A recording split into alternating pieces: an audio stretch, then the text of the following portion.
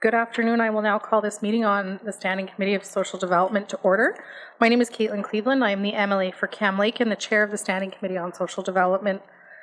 Today we are doing our public briefing and public hearing on Bill 75, Council for Women and Gender Diversity Act. Bill 75 repeals and replaces the Status of Women Council Act. Bill 75 proposes to include a purpose statement with principles for the Act, to change the name, clarify the composition, and redefine objects and powers of the Status of Women Council of the Northwest Territories, and clarifies the roles and responsibilities of the Minister, the Council, and the GNWT's Gender Equity Division. As part of Committee's review on Bill 75, we are holding this public hearing, which is being live streamed on all Legislative Assembly channels. I'd like to take this moment to thank those of you who have joined us here in person today, and also those who are joining us online. I'd also like to remind all members and presenters to please pass all questions and comments through myself as chair, and please wait to be recognized before speaking, as this will allow for smoother transitions for our microphones. I would like to start off today by asking all members of the Standing Committee on Social Development to introduce themselves, and I'll start with my deputy chair to my left. Thank you. I'm Katrina Knockleby. I'm the MLA for Great Slave. Jane Wayellen Armstrong, MLA for Morphe, Cleacher Region. Thank you, Madam Chair. Richard DeJerick, MLA for Trinity. Thank you, members. I would like to turn it over to Emily Bonnet-Rouge, who's joining us virtually. Ron Bonnet-Rouge, MLA for the Dead Shore Riding. Merci. Lisa Semler, MLA Nuvik Twin Lakes. Thank you very much, members. I will now pass the floor over to our minister to both introduce herself, the role that she brings with her here today, and also her guest. Thank you. Thank you, Madam Chair. Madam Chair, I am here in my capacity as Minister responsible for the status of women. With me today, I have Sabette Biscay, who is the Director of the Gender Equity Unit, and also with us is Drew Robertson, my Senior Advisor. Thank you. Thank you, Minister. Would you like to begin with your opening remarks and then lead into your presentation for us here today? Thank you, Madam Chair. Madam Chair, I do have some brief opening remarks. We don't have a formal presentation. We'd be happy to take some questions once opening remarks are complete. Madam Chair and members of the Standing Committee, the Director of Gender Equity Division and myself are both very pleased to appear before you to present and discuss Bill 75, Council of Women and Gender Diversity Act. The Status of Women Act, or Status of Women Council Act, required a comprehensive overhaul in order to become more inclusive, transparent, and further fortified. In 2018, the Government of the Northwest Territories, or GNWT, initiated a comprehensive review of the Act. Considering the outcomes and recommendations of the review, the GNWT is now proposing to repeal the Status of Women Council Act and replace it with the Council for Women and Gender Diversity Act. The proposed bill embraces a broader scope that recognizes gender diversity, identifies existing gaps or shortfalls, and enhances the current legislation. It is an acknowledgement that the ongoing mistreatment, harassment, and discrimination of women and 2S LGBTQIA+ peoples within workplaces and institutions in the Northwest Territories is not acceptable. This Act will expand the Council's mandate to address the status and equality of women and those who identify as non-binary. It aims to ensure that all individuals are treated with respect and have equal opportunities, and it is a crucial next step in promoting gender equality and advancing the rights of all individuals in the Northwest Territories. This proposed bill will enable the continuation of the Status of Women Council of the Northwest Territories as the Status for Women and Gender Diversity, as the Council for Women and Gender Diversity of the Northwest Territories. Redefines the objects and powers of the Council for Women and Gender Diversity, clarifies the composition of the Council for Women and Gender Diversity and member term limits.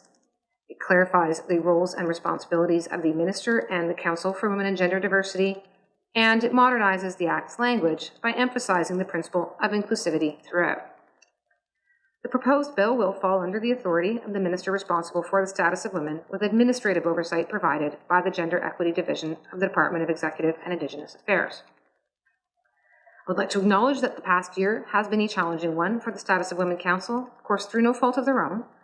Their executive director resigned last fall, so that the council since then has been diligently working to fill that position, and I am pleased to report that they have successfully done so. However, because of the vacancy, the Council was not able to carry out all of their obligations. However, going forward, we are confident they will continue to undertake the necessary work to advance the equality of women and gender diverse persons. The Gender Equity Division was happy to offer some support during this transition period. Madam Chair, that concludes my opening remarks, but as I said, we are prepared to answer any questions from members that you may have. Thank you very much, Minister. Thank you for the presentation. Members, I'd like to open the floor up for any questions or comments that any members may have to start us off. Emily Knockleby. Thank you, Madam Chair. And first, I just want to comment that I think it's great that this is no longer just the status of women, but that we are acknowledging that there is gender diversity and that we're looking at a spectrum, not a binary system. I guess my question is, when I look at this, there isn't a lot of language around that fact even, or anything around definitions of what is meant by gender, equality versus equity, that kind of thing. So can the minister speak to why sort of language in that vein wasn't included in this bill? Thank you. Thank you, Emily Knockleby. Minister? Thank you, Madam Chair. Madam Chair, I guess maybe we'll hopefully get some clarification as we have a bit of a discussion on this one, because I mean, a big part of what's changed is actually to include expressly no longer only the term of woman specifically, but to expand that to include women and gender diversity. And there's now also, I'll start with by saying there's now actually a purpose been included in the Act, which in that purpose includes gender equity, gender diversity, gender inclusivity expressly as being the purpose of this act, of this proposed new act.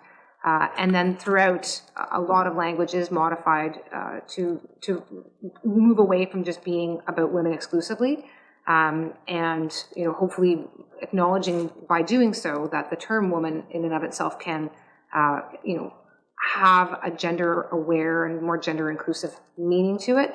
If what the question is about, though, is about not providing definitions for those individual terms, Madam Chair, the reality is some of those definitions continue to evolve, continue to be iterative, and I think there was a preference to not put ourselves in a place where we were going to, say that at this point in time there shall be this definition, or that we would know we are necessarily the ones who need to define, what some of these terms are or may be. Rather, but to give the purpose of what this act is, to create a parameter within which the act to the council and can operate vis-a-vis government, but without actually limiting that, understanding that these terms do continue to be socially, to evolve within society. Thank you, Madam Chair. Thank you very much, Minister. Emily Knockleby. Thank you. And yeah, I did mean more specifically in the definitions portion. And I do appreciate, and I knew that was probably the answer, that I was going to get back to that. Sometimes we ask questions we know the answers to already, but I guess my thought on this and why I raise it is that it feels like we're avoiding putting in a definition in order to not have that hard conversation.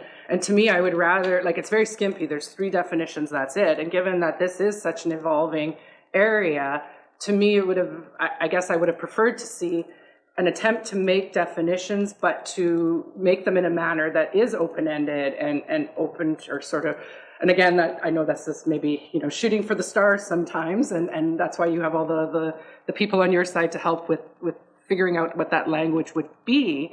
But I don't want to see us shying away from it just because it is a difficult conversation. And I think that's the point I'm trying to get at. And again, not anything against the way that the Act is updated to include gender and gender diversity. I think that's great. So thank you. Don't know if I had a question. Thank you, Emily Knockleby.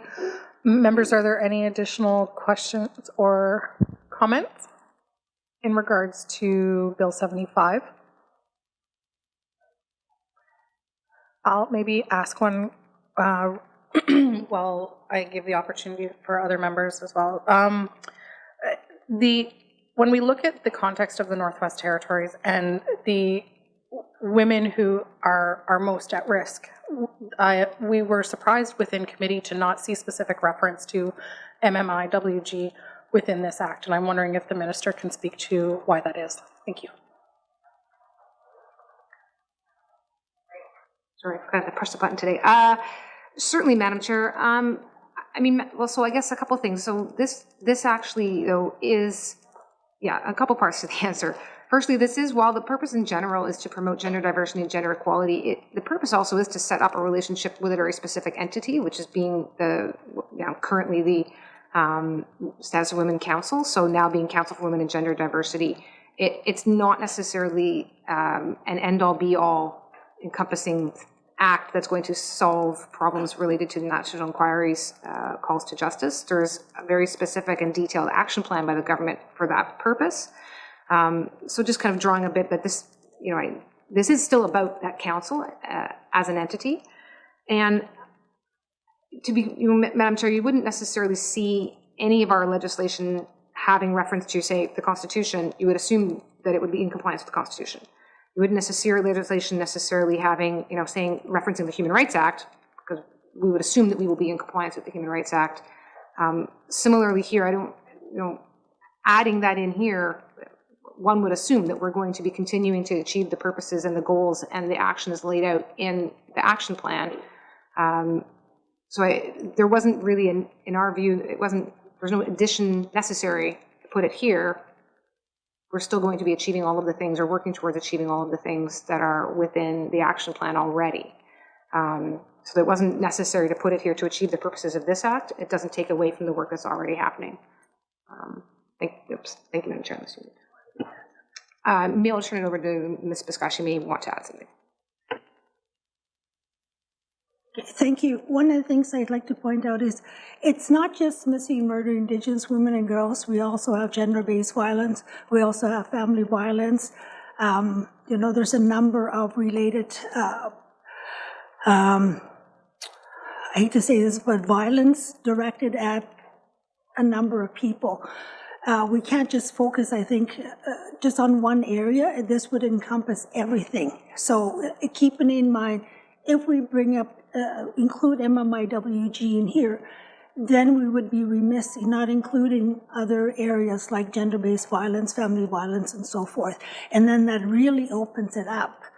And is the council, like keeping it broader, it gives them, I think, a lot more flexibility in terms of what advice of what areas that they cover. Thank you. Yeah, thank you so much. And I think the way that some of us were looking at it was an additional avenue to afford additional protections for people within the Northwest Territories who are disproportionately experiencing violence or are experiencing gender-based violence and gender-based harassment, gender-based any of the above. And so the other question too that I have is in regards to, this act points specifically to Council of Women, but there are also other entities that are doing some of that work. And when you look at, the gender diversity piece of the legislation, one of the entities that's doing a lot of that work is the Northern Mosaic Network, and is supporting even the GNWT in developing a lot of the work that they're doing. And so I'm wondering why this piece of legislation points specifically to one entity rather than including multiple. Thank you.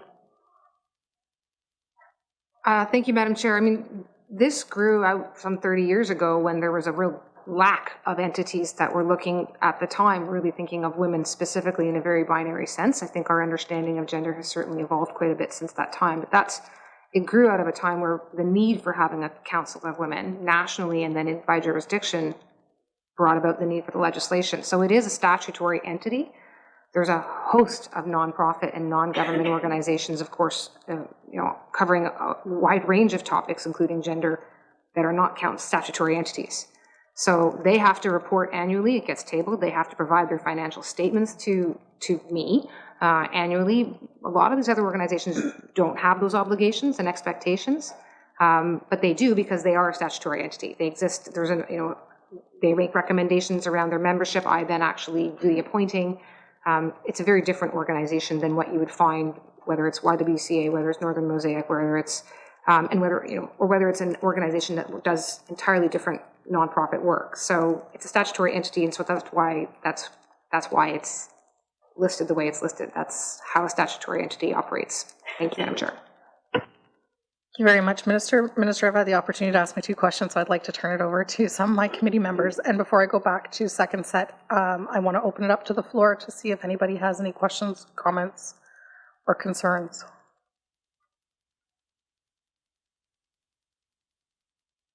I'm just going to check to make sure. Okay. Emily Knuckleby. Thank you, Madam Chair. I'm just curious why it was decided upon to not have a preamble for this act. The legislative proposal said it was going to include principles and reference human rights frameworks, like my colleague said. So can the minister speak to why there is no preamble? Thank you. Thank you very much, Emily Knuckleby. Minister?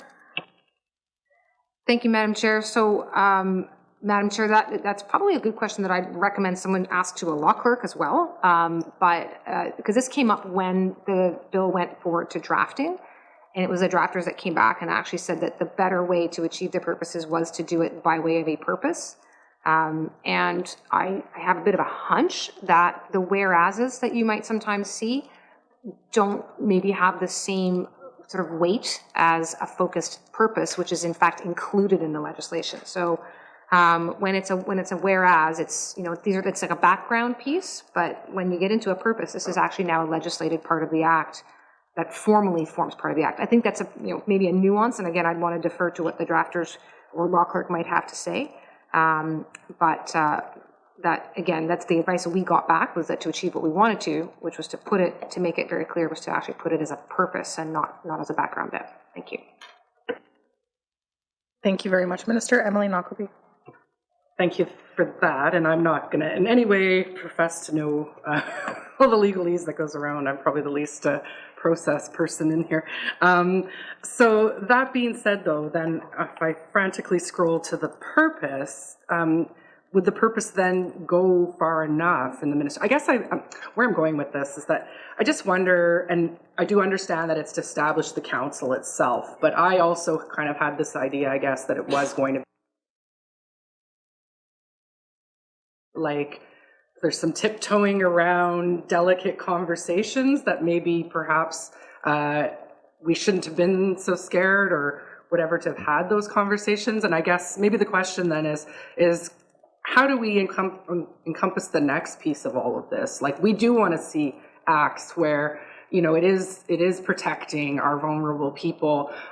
Recently having the Pride Parade, I then received comments for my participation, which clearly showed me that the Pride Parade was very needed in the response that I got to participating. So I guess if this doesn't go far enough, what does the minister see as being the next steps to start protecting people in our territory? Thank you. Thank you, Emily Knuckleby. Minister? Thank you, Madam Chair. I'm sad that you had any negative reaction to participating in what was, I thought, a really positive community celebration. And you're nodding along, the camera can't see you, but I think that's worth saying for the sake of anyone that's watching, that those of us that were there in roles of leadership, I think, found it a very positive experience, and we're proud to be there. So, I'm looking at you because we were there together. Madam Chair, I mean, I guess this isn't the end all and be all of all the things that are happening within government. So it's almost a question I'd like to be able to have a second go at, because, you know, this isn't everything that's happening. This is empowering a statutory entity to give advice on these issues. But then there's the gender and diversity and inclusion unit over in the Department of Finance that works in human resources capacity. There's, I know, work, and I don't have the right terminology, but over in the Department of Health and Social Services, working on their response to increase the inclusivity and the culturally safe responses within health. You know, I know there's the Languages Secretariat over in ECD. So I mean, I'm running on those ones from the top of my head. I know a lot of departments have work happening, and I think it has become a real focus. And there should be the foot on the gas to ensure that it stays that way. We are all much more powerful by having more diversity within government and more participation within government. This act probably isn't going to be that solution. This really gives an entity the opportunity to be there and empowers them to say, give us the advice, and frankly, hold us to task, right? Go and do research, go and do advocacy work, and then come and bring your advice and hold government to task, which is, I think, hopefully where we now give them that leeway within this act to be clear about the spectrum that they can operate within, and the authority that they have to do that. But yeah, it's certainly not the full response of government to gender diversity issues. Thanks. Thank you very much. Minister Emily Knockleby. Thank you for leaving on a third.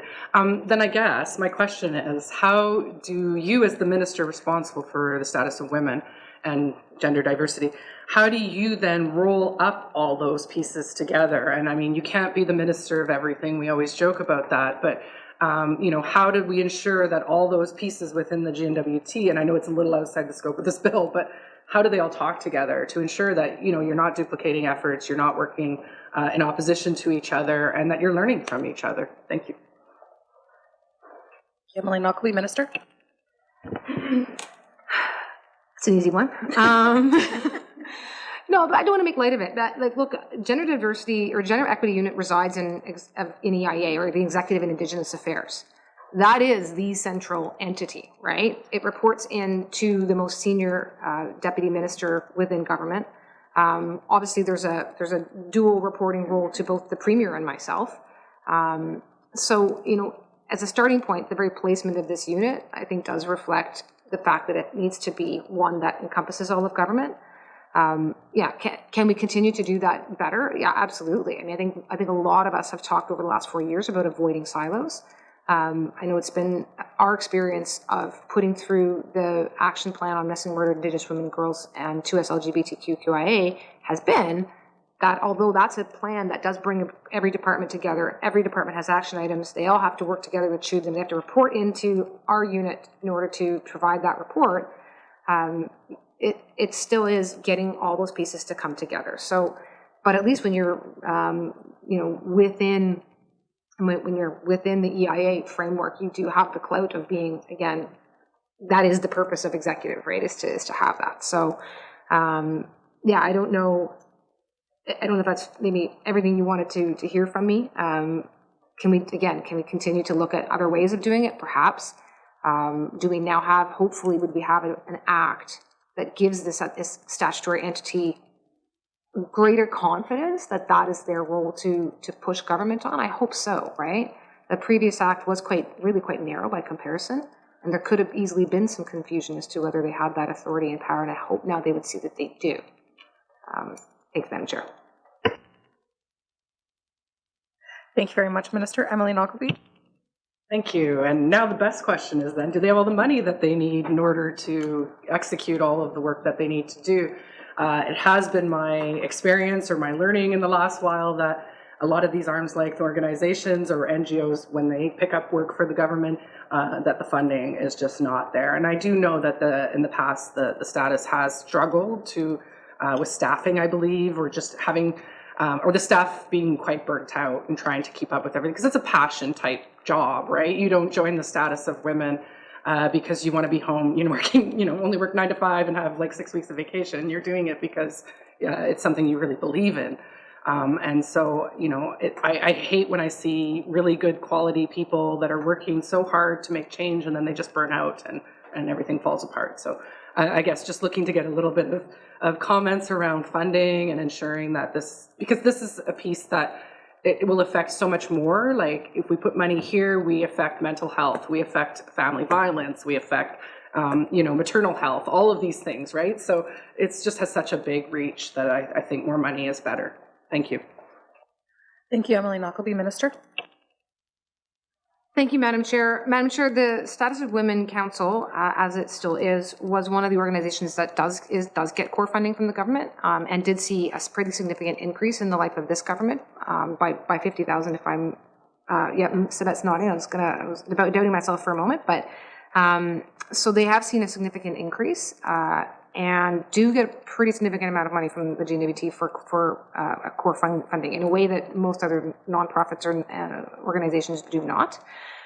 In addition to the fact that they have a lot of programming dollars that they get, whether from us or from the federal government. I think they actually had a pretty substantial increase from the federal government for programs in the order of magnitude of around $1 million, if I'm not mistaken.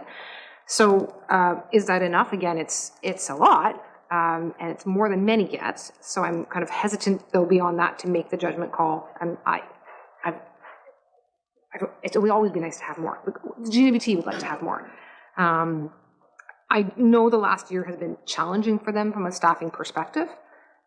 So it's, and that the increases only came barely 2 years or so before that. So maybe to speak to whether it's now these significant infusions are enough for what they've done may require some time to get legs under them with respect to having a new executive director. The board's not new so much right now, but new not having to go out and hire an executive director. And so a new-ish board, having now got a functioning executive director office, that I think will give a better sense of where they're at financially. And I would just note one of the things that I'm pleased to have seen in this government is that we now do provide that when there's entities that are doing essential services on behalf of government, that they can now be subject to forced growth applications by the home department, that's a significant change that obviously it came in a year when inflation was in a direction that none of us anticipated, but that's still a significant change. I'll just clarify, I think they get around $444,000 plus they get in-kind office space, which is not insignificant. So this is not a small amount of money really from the GNWT's perspective. So again, beyond that, I probably is a question to ask when they've had a bit more time. Thanks. Thank you very much, Minister. Members, I'd like to open up the floor. Emily Whalen Armstrong. That was sweet. Okay, thank you. I just have one. I know that what the department is doing is important. And as an Indigenous woman and as a visible minority, it is the visible minority woman and especially the Indigenous women are discriminated against more. We know that, so this is good that you guys are, working to improve the situation for the women in general. But I just wanted to ask the minister if they are trying to introduce a regulation on how to appoint the council members. There's nothing. This is on the. This is further to the Section 5 of the Act. Thank you. Thank you, Emily Whalen Armstrong. Minister. Thank you, Madam Chair. Madam Chair, there is a new process by which the members are sought, looked for amongst community members in Northwest Territories, but Sabat has been a more direct liaison in terms of doing that, so I'd like to turn it over to her if I could, please. Thank you very much. But in terms of the selection process, I'll just, brief little history. When I took on this role, one of the things that I found out in doing the appointments for the boards, it was randomly done. There would be an expression of interest advertised, people would submit their names, my position would do an analysis, and then just do a recommendation to the minister. And so in looking at it, trying to find out what was the criteria that may have been used, I found really there wasn't. So what we did was we developed a selection criteria. And we piloted, and now depending on the results of this, we will formalize that selection process so that everybody's very clear. When we developed that selection process for the board, it included sort of a review. We have a criteria that has been developed by a review committee. Whoever applies, we set up an internal review committee. I, as the director of the Gender Equity Division, does not participate in that because I have a close working relationship with the executive director and through the executive director with the board. So I want to make sure there's no potential conflict. So my position does not get involved in that. They go through the selection process. We have a set of interview questions that we go through, and we follow the same process as the GNP, where we make sure we provide questions ahead of time, and then they meet. And based on the rating scale, a recommendation is made to the minister on who to appoint. Some of the things that are taken into consideration is when the board position applies and you have more than one, you take a look at the overall board and see what areas would be good. If there's somebody with a real good, strong background in financing that the board might find helpful, those things are taken into consideration. And the selection process was vetted through the status of Women Council previously, so we did make sure we got input in this. And as I said, we've piloted now, all the board members that are in place now, we use that process to select them. So once we've gone through this legislation, and depending on the results of the legislation, we will formalize it and we'll make any changes necessary before we do that. And hopefully that'll provide some clarity. The one area that was asked was about regulations and, what committees. That was another thing that we found out, both myself and the previous executive director. There is nothing on record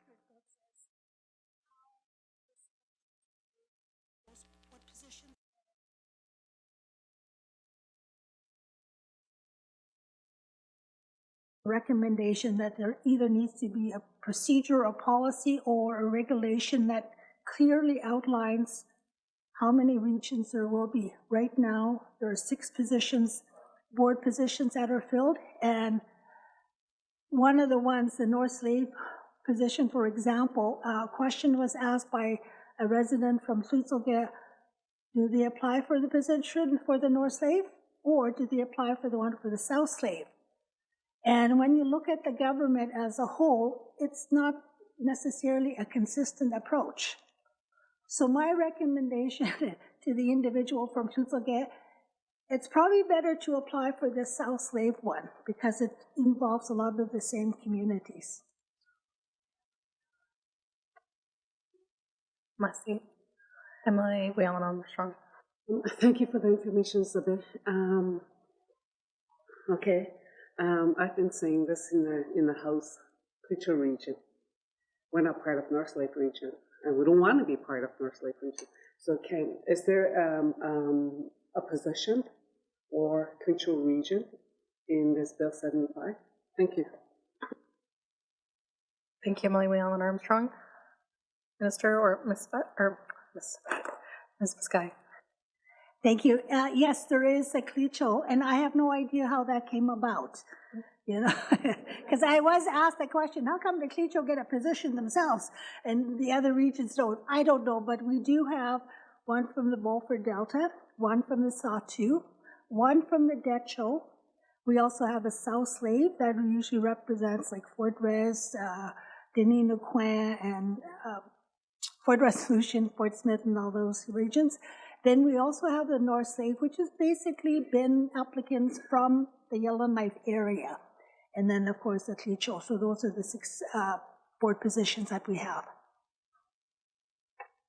Thank you very much. I just wanted to let everybody in this room know that we are having technical issues right now, and the sound is not carrying through onto Facebook at the moment, but it is being recorded and will be re-uploaded at a later date, just so that people know that it is being recorded, so that we can fix that issue if people approach you afterwards about that. Emily Whalen-Armstrong, do you have a follow-up? Yes, further to that, okay, well, that's good that, Cleacher region is recognized by the status of women, which is good. I'm very grateful. Now you heard that, Minister of Finance. So,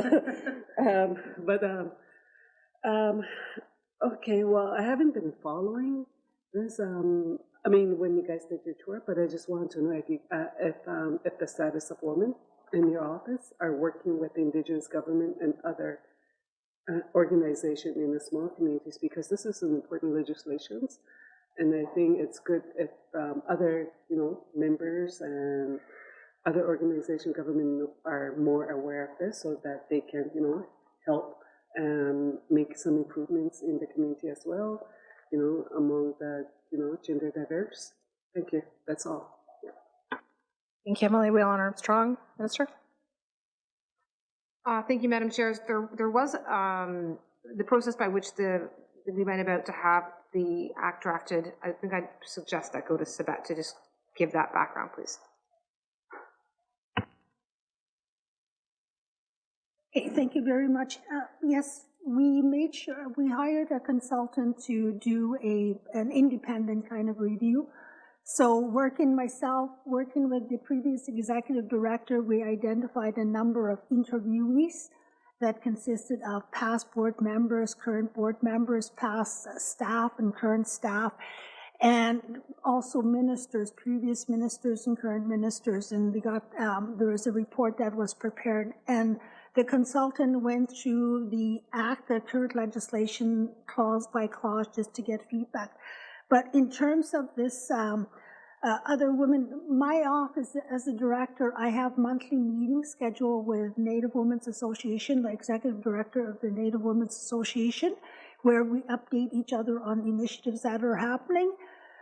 I also have monthly meetings with the executive director of the Status of Women Council, and so I anticipate I'll be setting up meetings with the new executive director. I also reinitiated our meetings with the executive director for the Northern Mosaic Network.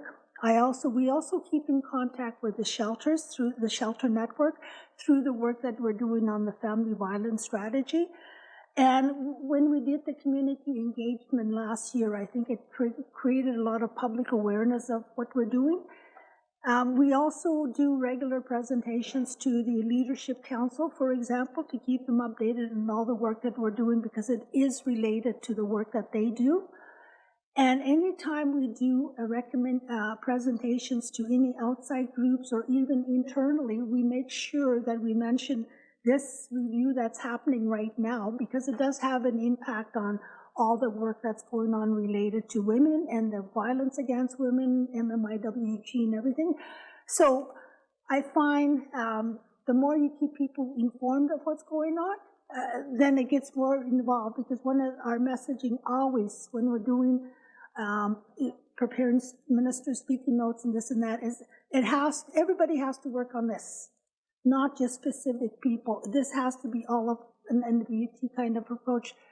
And if you look at the MMIWG calls for justice, it doesn't just say federal and provincial, it says all governments, including Indigenous governments, community governments. And so that was really interesting last year when we did the community engagement. We made sure when we went into a specific community after we received approval, is we always set up where there is a municipal office, we made sure we met with them. And one of the feedback they did provide with us is sometimes they get overlooked when there's engagement, community engagement, because the first priority is usually Indigenous governments. But we have to keep in mind, at the municipal level, sometimes hamlets or settlement, they provide the local services. So things like streetlights has an impact on women's safety. And so things like that have to be kept in mind. So it should involve everybody. I see. Thank you so much, Ms. Biscay. I just wanted to ask kind of a clarifying question on that, because there was a lot of different organizations mentioned that had the opportunity to hear about or participate, and I'm wondering if you can clarify if all of those organizations had the opportunity to see this legislation and make comment before it was tabled in the House and came to committee for review. Thank you. I didn't provide it to them directly, but I have been briefing them every time we meet. That's one of the ongoing agenda items, is the legislation review for the Status of Women Council Act.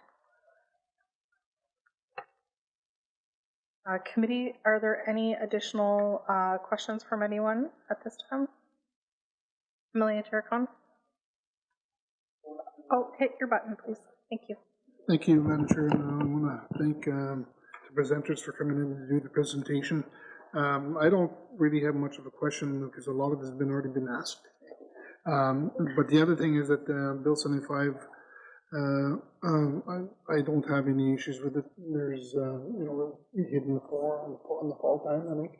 The only issue that my colleague brought up is the issue of the writing. To the ability, as we got 4 communities of, data deal for resolution, and so it's okay. And I've been mentioning this in the House to the Minister a few times already in regards to the region, the North Slave and the South Slave region. And I'm hoping that that's something we could continue to talk in the fall time to kind of break that out so that, the ability writing consists of 4 communities and separating ourselves from the North Slave and the South Slave region, because everything comes down to funding and the way everything's broken out, etc. So this one here, once we talk about that, to get clarification in the fall, if we are able to make change on that, that'd be great, because it just gives a clearer picture on right across the board and how we do business in government. So anyway, I just want to let the minister know that I'll continue to advocate and to really try to, get the recognition for the residents of the Trinity Valley in the proper name. With that, I just want to say thank you to the presenters. Mercy. Thank you, Emily Jacobson. Minister? Thank you, Madam Chair. Yeah, I mean, Madam Chair, I can certainly, because I can take it back to colleagues. I think all colleagues have certainly heard, a desire for more, to the extent that if it's about, there's not going to be 19 regions. There does need to be some administrative, functionality and economies of scale in terms of being able to allocate resources. We don't, you assign a regional superintendent to a region, not to a riding. So yeah, if there's a desire to reorganize regions so that there's more communities in one, I mean, that's certainly a different request. And again, I can look back to what the population numbers are like. I know the member from Mofuyet, well, not in the last session, if I'm not mistaken, looked at the numbers of individuals. So again, that's, happy to kind of consider that. As for the appointment of members to this council, and where that falls, I mean, yeah, right now, I actually have a hunch that the Clecho was in there from a long time ago. And that from back in like the early 2000s, when the Clecho riding did have a different administrative, definition, that's how I think the act may well be, and that may well be why that's there. I'm not a drafter, and I don't have legislative history, but that's just my hunch. But so yeah, beyond that, I mean, Sabette's already said she's encouraging members who are outside of Yellowknife to apply based more on those outside regions. Certainly aren't turning folks away. We're actually generally find it pretty difficult to find people, so it's usually the opposite problem. But as a broad brush stroke around ridings and regions, again, that's a much bigger conversation than just this act. But yes, points taken. Thank you.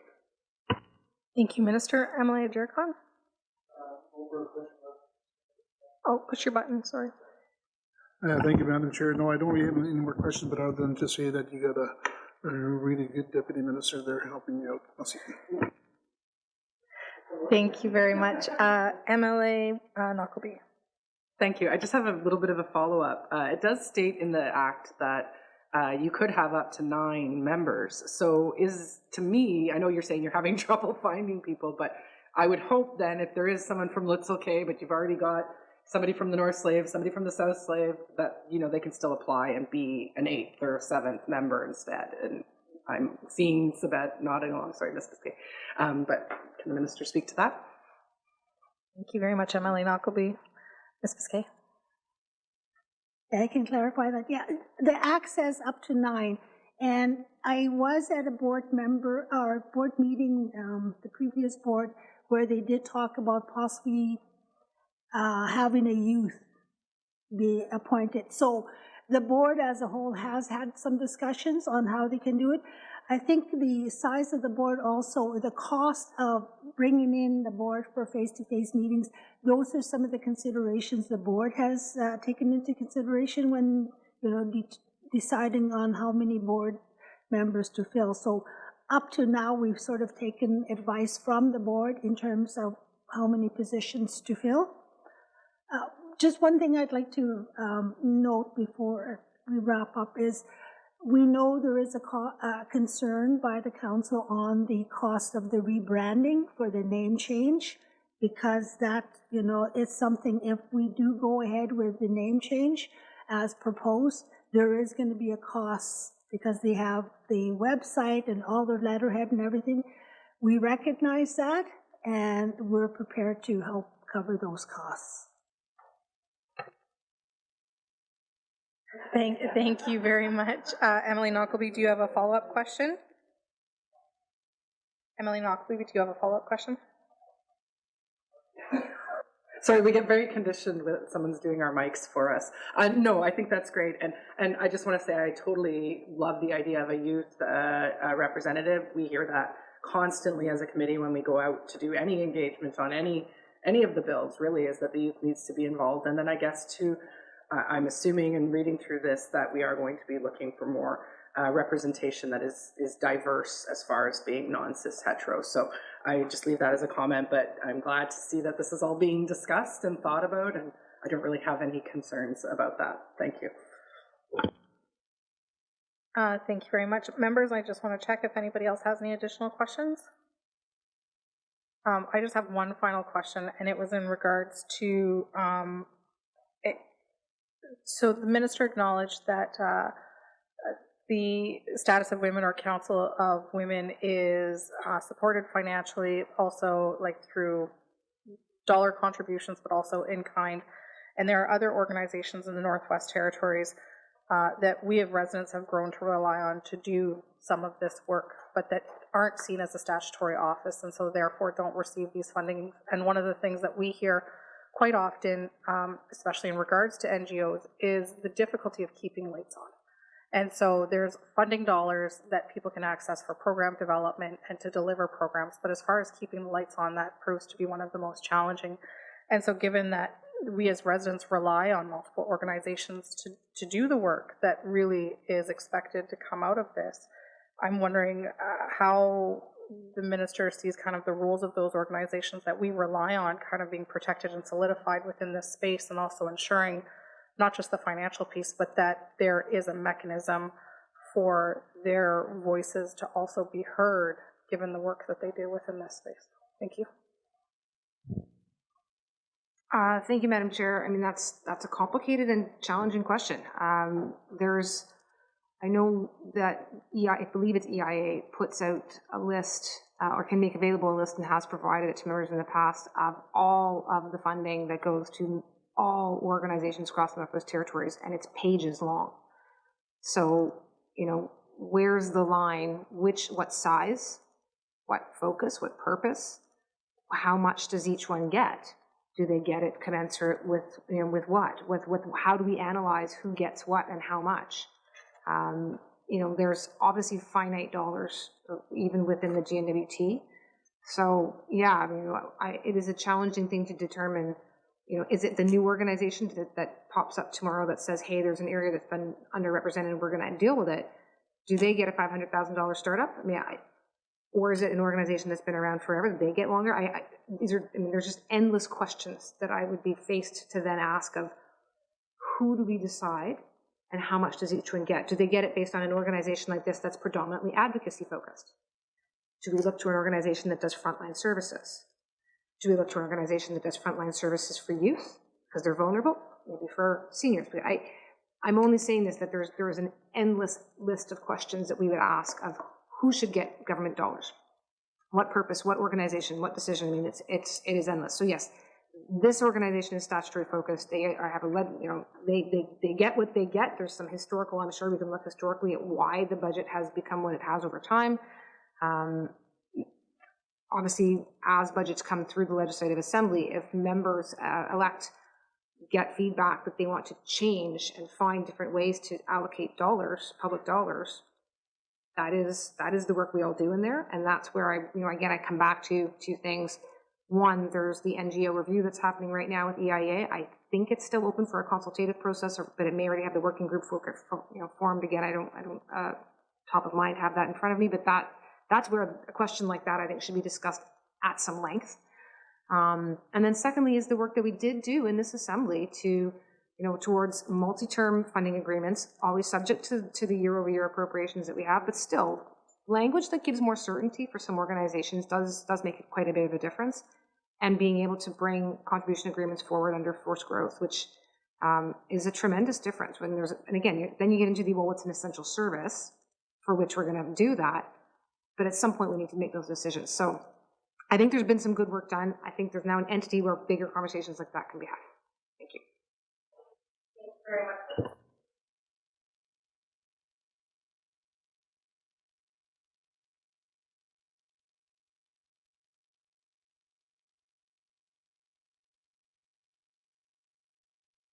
presenters to both do their presentation and field questions from committee. So thank you again.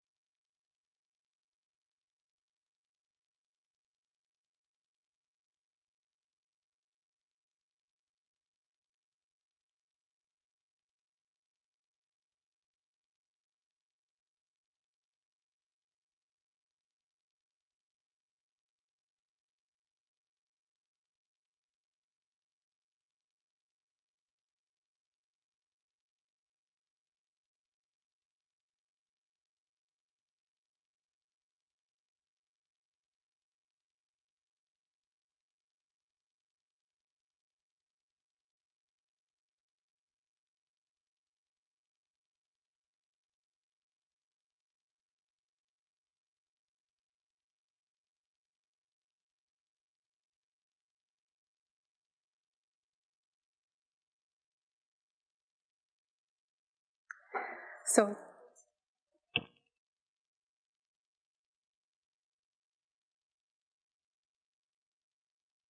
thank you so much. We now have the status of Women Council in front of us, and I would like to pass the floor over to yourselves to please first start off by introducing yourselves and then proceeding with your presentation. Thank you.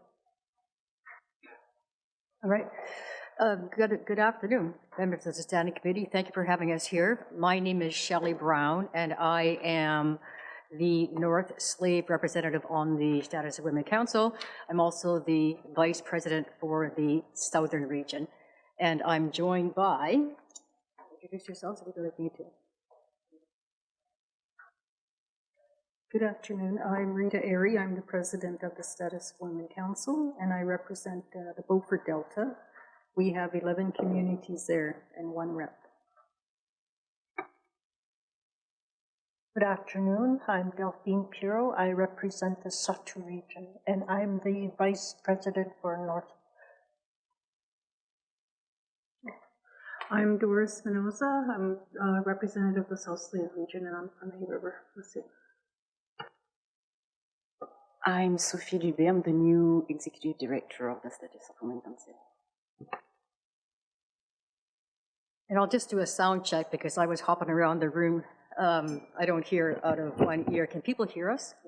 Okay, so it's maybe just me. I also want to introduce, we have our DHO rep who is joining us remotely, and this is Anna Pokitis McLeod. and she is joining us from Saskatchewan. And I also want to assure people that we do have a representative from the Clecho, and that representative is not with us today, unfortunately, but she is here in spirit, and that is Stephanie Birbaho, who joined us about 4 months ago. So we're happy to have her on board. All right. So I understand that I will just give you a wave when, okay. So what we're going to do is I'm going to deliver the presentation, and then we're happy to take questions afterwards. First of all, again, I'd like to thank People Massey for the opportunity to address the Standing Committee on at this public hearing for Bill 75. And as I see, we'll be happy to take questions afterwards. Slide, please. The status of women. Council appreciates the work undertaken by the Government of the Northwest Territories to initiate a review of the Territories' Status of Women Council Act. We understand and we strongly support the need to modernize the language, to better clarify the purpose and the scope of the Act, to identify gaps, shortfalls, and unmet needs, and to generally strengthen the Act. The GNWT is modernizing a number of key pieces of legislation in this assembly, and we are grateful that the Status of Women Council Act is being updated to even better serve the interests and needs of women of the Northwest Territories. Slide, please. The Status of Women Act recognizes that, is this slide 3? Yeah, the Status of Women Act recognizes that language evolves over time, and we spoke about this earlier, and that legislation must also be updated to keep pace with societal change. Things change, the use of pronouns change, new terms enter our shared vocabulary. We talked about that earlier. There are changes to ethnic and cultural references. We recognize the importance of modernizing language, but modernizing language, in the view of the Council, must not include changing the name of the NWT Status of Women Council Act. We strongly oppose this. This renaming. The Status of Women Council Act exists to serve the needs of all women and associated populations, and to single out and embed gender diversity in the existing act would be a profound disservice to NWT women. Slide, please. The Status of Women acts across Canada, and you can see on the screen there, they forcefully and they directly tackle gender equity issues in mission statements. As we see in PEI, they talk about gender equity in Manitoba, gender equity all across in provinces and territories. Slide, please. But none of Canada's jurisdictions or provinces have gender equity in the names of their acts. And again, you can see in the slide there, Advisory Council, Women's Council Act, Women's Council Act. The titles of these acts are similar to the ones here in the Northwest Territories. Slide, please. The Status of Women Council Act of the Northwest Territories, and I think the minister referred to this, was established, my apologies, the council was established under the Council Act in April 1990. Our mandate was and continues to be to work towards the political, social, and economic equality of all women in the Northwest Territories. Adding gender diversity to the name of the act is unnecessary, and we believe it strongly dilutes the message that the existing name of the act sends. So in summary on this point, the Status of Women Council absolutely agrees with the need to modernize the language in the act to provide clarity about the purpose and mandate. We are allies of gender diverse groups. Sophie is meeting with the Mosaic Network and doing some really good work with those folks. We're allies of gender diversity folks. And absolutely, we must make reference and address our collaborations in the body of the act, but not in changing the act. Slide, please. The Status of Women Council strongly agrees with the recommendation that the act start with the preamble, and we heard about we heard some support for this earlier this afternoon. This is absolutely critical in our eyes. Many people find legislation dense and intimidating. We heard our minister here talking about legislation. A plain language preamble would help to bring vital accessibility to this important act. Slide, please. Thank you. The preamble, which does not exist in this act, or a preamble, which does not exist in this act, would do a number of really important things. It would be a statement about the spirit of the act. It would clarify the meaning and the purpose and the intent. Importantly, it would frame inclusivity and equity as essential focuses of the act. A preamble is a prominent and a purposeful place, a strategic location in the act to embed gender diversity and other issues, matters, populations we collaborate with, but not in the title, respectfully. Slide, please. Without a preamble, we lose a valuable opportunity to provide a strong, clearly worded statement right at the start about the meaning, the purpose, and the intent of the act. The preamble is also a natural place to clearly state in a prominent location that the Status of Women Council is an independent, arm's-length organization that works unencumbered for all women in the territory. Slide, please. We're going to talk a bit about definitions here. We spoke about this earlier this afternoon. The revised act rightly strives to clarify a piece of legislation that can be complex and unapproachable. There have been recommendations to add definitions of common words that have entered the 21st century vocabulary, terms such as equity, gender diversity. However, the recommendations support the addition of only a very small number of definitions, one being the minister. In fact, it may be just one. Slide, please. Thank you. Without defining commonly used terms and establishing a shared understanding of what these critical terms mean, clarity is lost, or it's muddied, or it's lost altogether. And we can all think of times where we've been having a conversation with people using the same words and they mean totally different things. So this is a place to do this and to achieve some of this clarity. Without definitions, it would be much more difficult to provide this clarity. Slide, please. Okay, so we're going to talk a bit about the purpose of the act. The revised act seeks to define the purpose in a manner that the Status of Women Council finds highly problematic. In section 2, and you can read what the purpose states, and I'm going to just interrupt myself and say we are offering our thoughts with the utmost respect and gratitude for the work that's gone into this. We're concerned about the stated purpose for a number of reasons. The purpose talks about promoting the equality of women. It talks about advising on matters. Slide, please. But this is not the purpose of the Status of Women Council. The Status of Women Council does not exist exclusively to promote the identified issues and matters that we've talked about. And I'm going to read from the slide if I can see that far. We advocate for change. We educate and we train. We conduct research. We raise public awareness. We collaborate with organizations, and we've talked about some of those today. We review and report on all kinds of things, government policies, legislation, research papers. We do much more than these promoting things that I just talked about in the purpose. Slide, please. So the purpose falls far short of the totality of the work that the Status of Women Council undertakes. It excludes some critical groups and some of the issues, women's equity, girls and families, gender individuals. So section 2 must be reworded to more accurately articulate the true purpose of the act. Written as recommended, the purpose statement, in our view, weakens rather than strengthens the clarity of this legislation. Slide, please.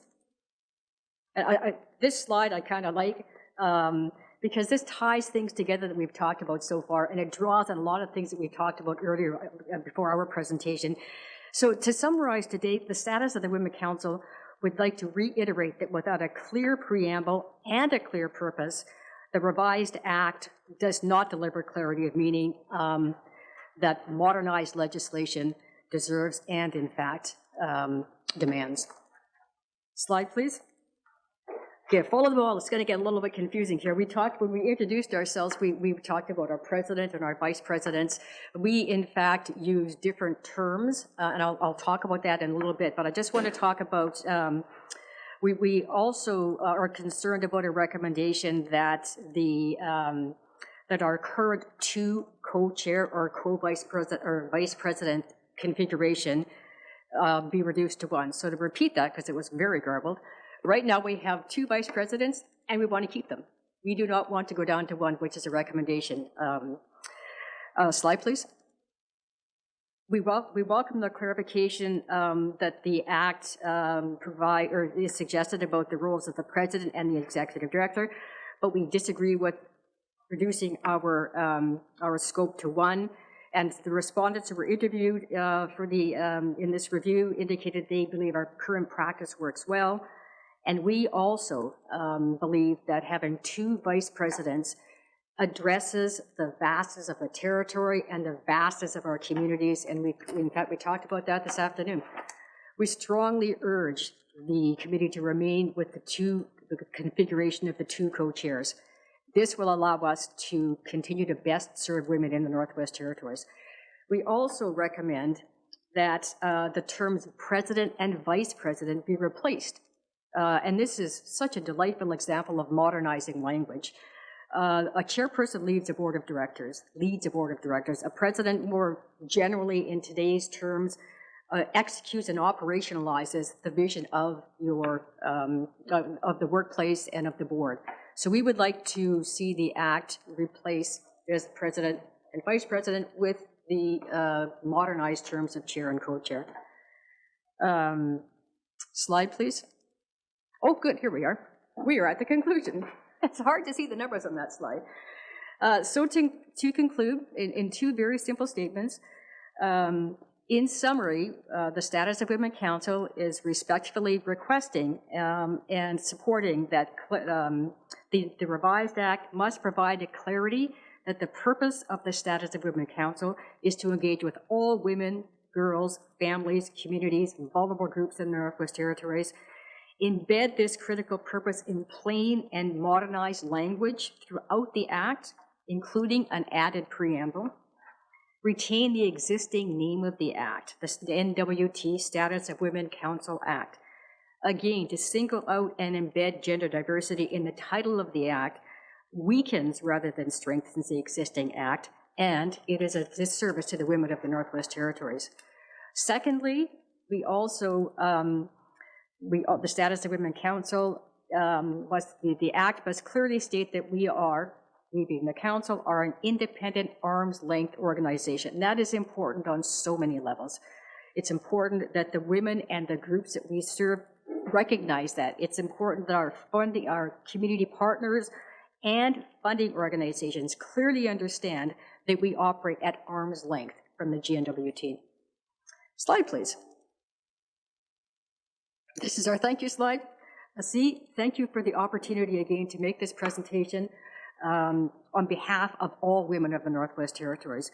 Thank you for your attention. We are happy to take questions, and I'll invite my colleagues to respond as well. Merci.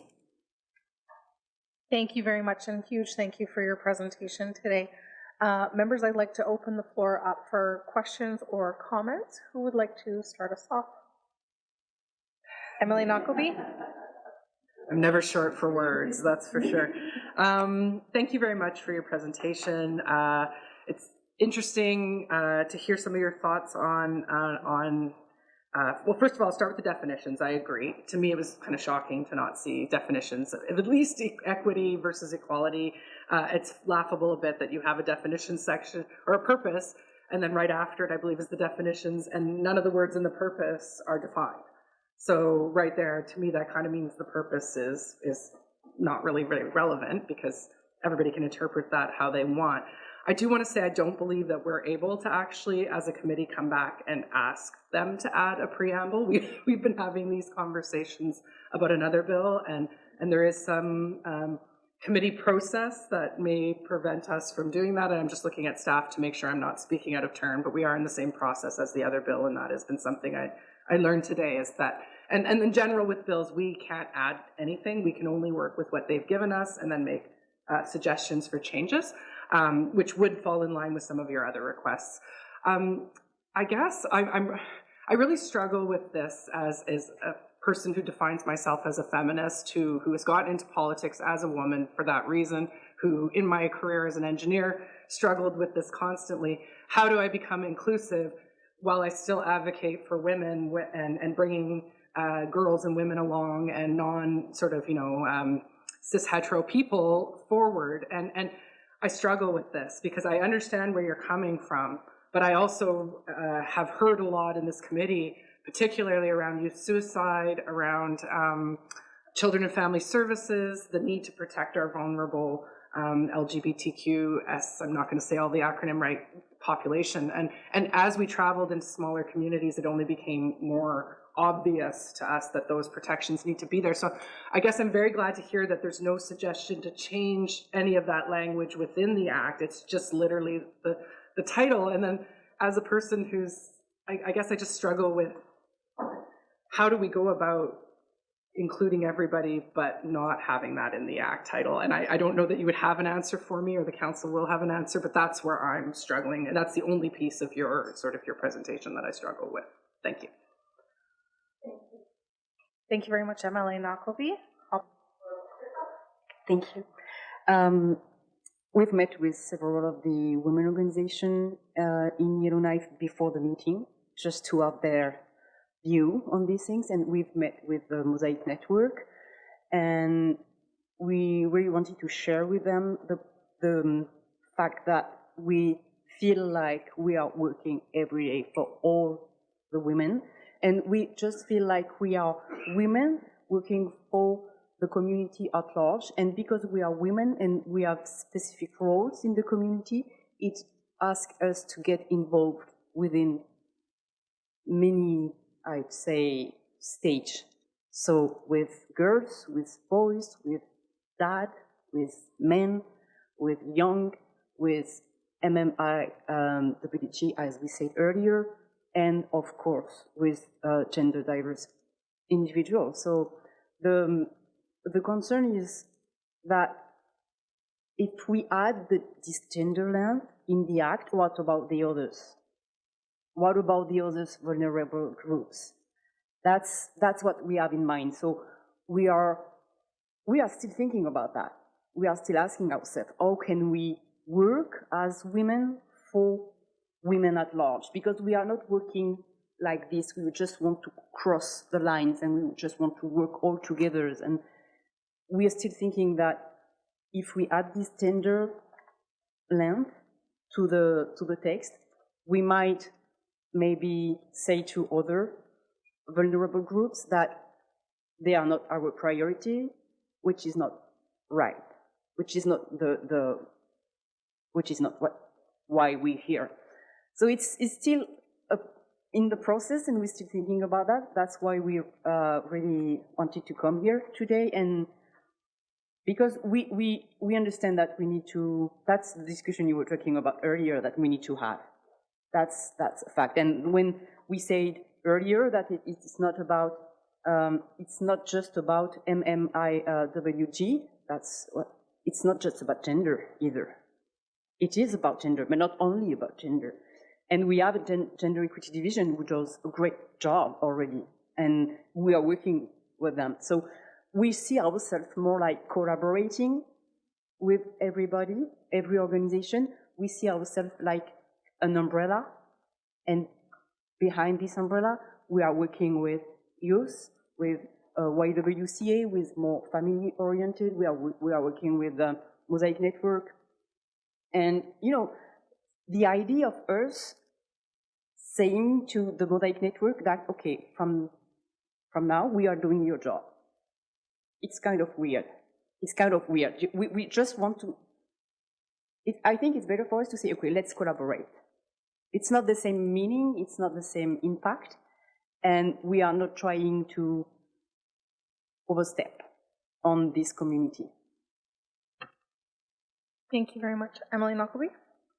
Yeah, I think this comes back a bit to the conversation I had with the minister, where at the beginning I felt like I thought this was going to be a bill that was sort of more about all of the women and keeping women safe and encompassing murdered and missing Indigenous women and girls and all of that. But then her clarification that this is really just more about establishing the council itself, and how the council itself functions. And when I hear you as a council saying, and I do know that there is other protections in there, but this being more directly, how does the council function? I guess then I can accept an answer of, well, the council is all women. So therefore, if this is a bill solely about how the council is operating and your work, then I understand where you're coming from. I guess where I need to go as an MLA is that I think there needs to be a bigger piece. I don't know if it's done legislatively or not. I'm probably not making any sense. I'm sorry. But if there is going to be a bigger piece that does talk about all-encompassing protection of vulnerable people, then that's where that would come into play. But if we're talking about the council that is comprised of women, I can understand why you want to just have it called the council. I don't know yet where I'm going to fall on that, but I understand the argument, and yeah, I think you've given me a lot to take away and just sort of contemplate, because it's a struggle to I think properly define this conversation, because it's so quickly changing all the time, and nobody wants to put their foot in it. So thanks, more of a comment. Thank you, Emily and Ogilvy. Would you like me to pass back to yourselves for comment?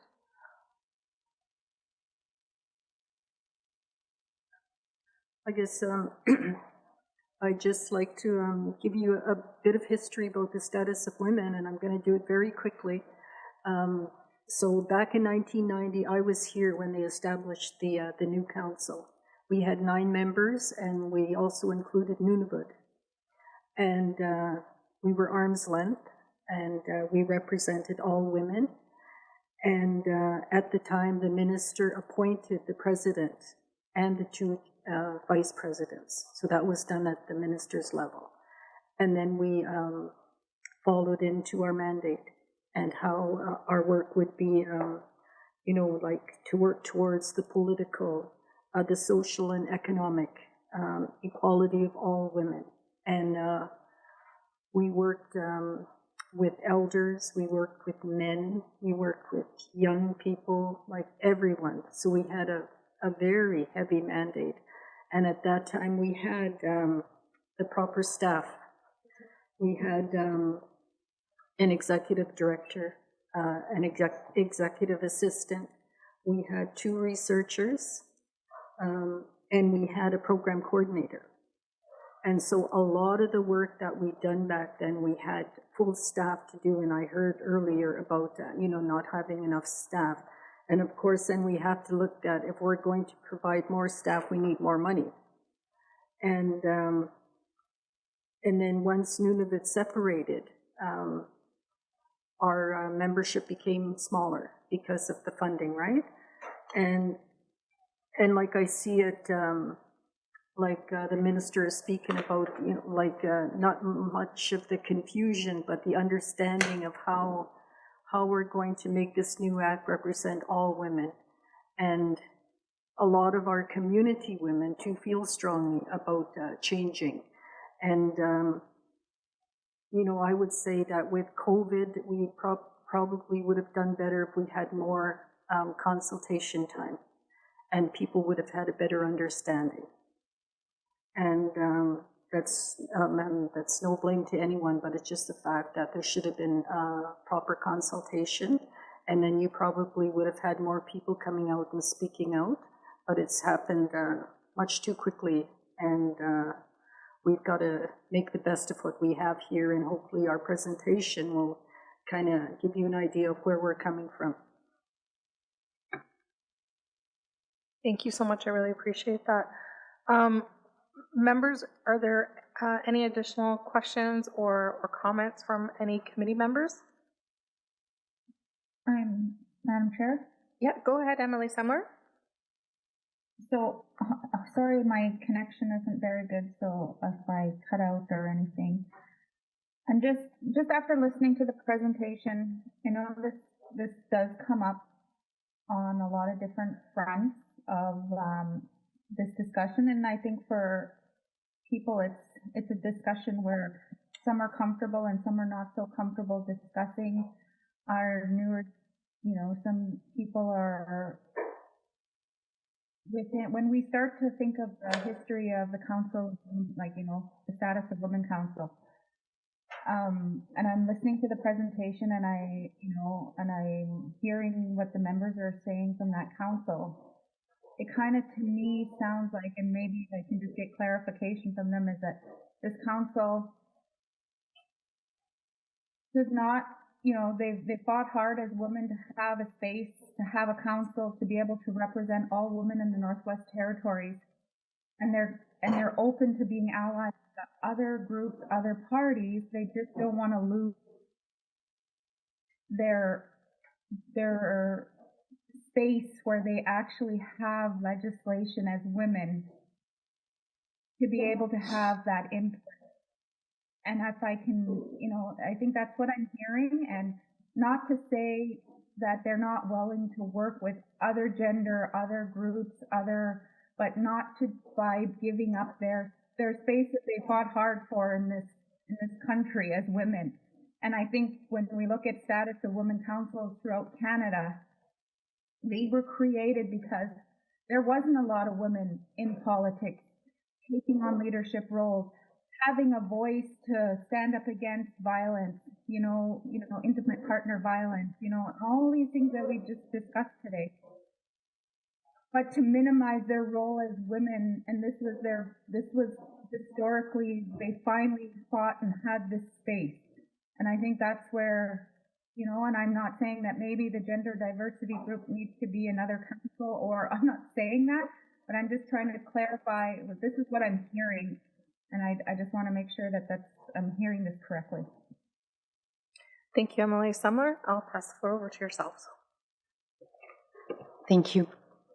We are very grateful for what just has been said, and for the fact that we have co-fundings from the government, and from the fact that we are, and as the minister said earlier, there are other organizations, they don't have any core fundings, and they are not like statutory entities. We do understand that, but we do agree that being who we are, we just want to empower those organizations without saying that we have to do what they are doing.